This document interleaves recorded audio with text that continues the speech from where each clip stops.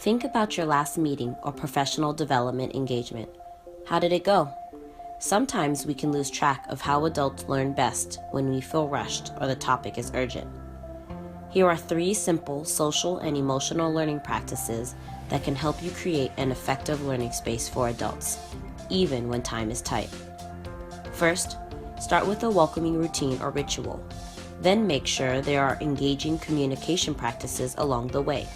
Finally, end with an optimistic closure.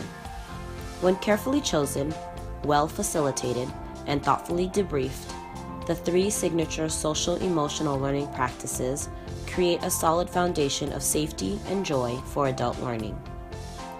They're also aligned with culturally responsive teaching, restorative justice, PBIS, and trauma-informed practices. Why do they work? The 3 signature social-emotional learning practices are based on research on adult learning. The research tells us that adults learn best when they are involved in their own learning, can use their own experiences, and are working with topics that are immediately relevant and problem-centered. You may already be using some of these practices in your meetings and professional learning engagements. Consistently building them in and intentionally connecting them to the goals of each session is what makes them powerful levers of change. First, let's look at welcoming rituals and routines. The predictability of a routine to open a gathering helps establish safety and inclusion. It promotes contributions from all voices, sets norms for respectful listening, and allows people to connect with one another to foster a sense of belonging. Opening routines also provide a bridge into your goals for the engagement. For example, begin a meeting by checking in with colleagues through a simple sentence starter like, "A success I recently had," "One thing that's new in my life is," or a mindful minute of common silence to bring everyone into the meeting. Remember that your activity works best when carefully chosen to connect to the work at hand. Next, let's look at engaging practices. Engaging practices foster relationships, cultural humility, empowerment, and collaboration, and involve participants in their own learning.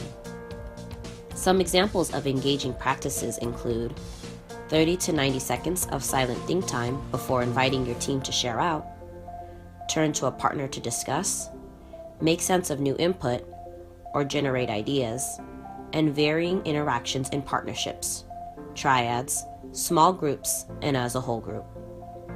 These practices also include brain breaks, valuable moments to switch gears to integrate new information into long-term memory.